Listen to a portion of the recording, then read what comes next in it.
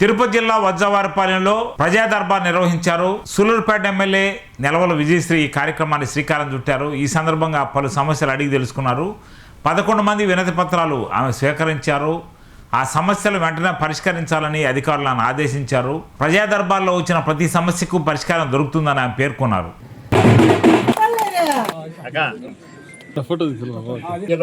ఈశ్వరరాజు, మస్తానయ్య, ఇచ్చేసినటువంటి గారు, పాడి వెంకట సుబ్బయ్య గారు, ట్రస్ట్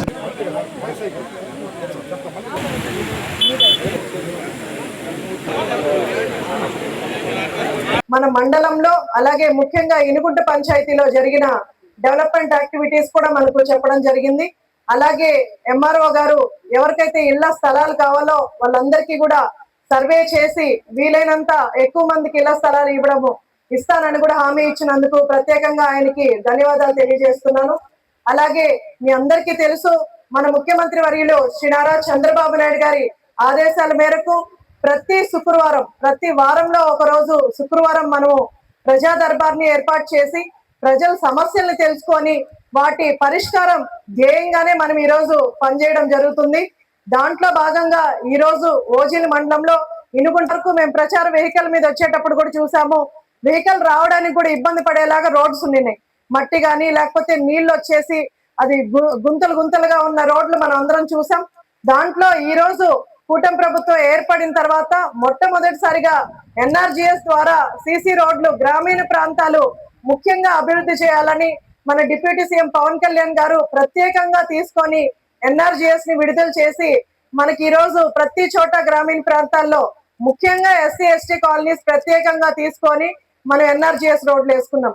దాంట్లో భాగంగా మనకు ఈ ఇనుగుంట పంచాయతీ వరకే 41 లక్షలతో మనము సీసీ రోడ్లు వేసుకున్నాం.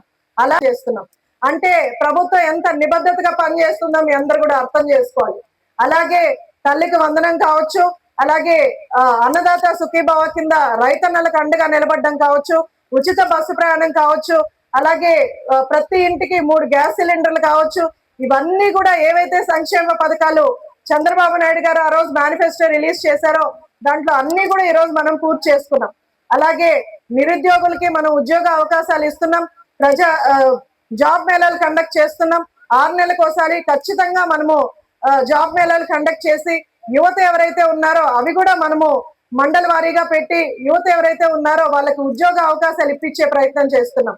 ఇలాగా మనం అభివృద్ధిని కానీ సంక్షేమం కానీ 2 సమపాలనలో తీసుకెళ్తూ మనం ఈరోజు కూటమి ప్రభుత్వం ఎంతో నిబద్ధతగా పనిచేస్తుందన్న విషయం మీరందరూ కూడా గుర్తుపెట్టుకోవాలి.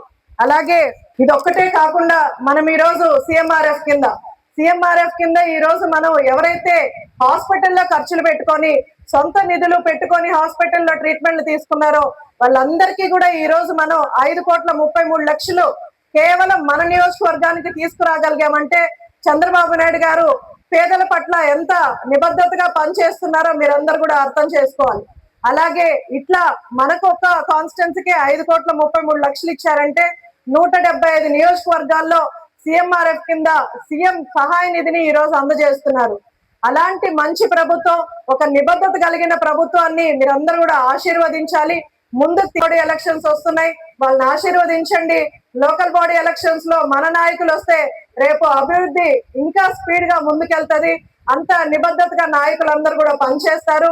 కాబట్టి మంచి నాయకత్వాన్ని ముందుకు తీసుకెళ్లే విధంగా మీరందరూ కూడా సహకరించాలని.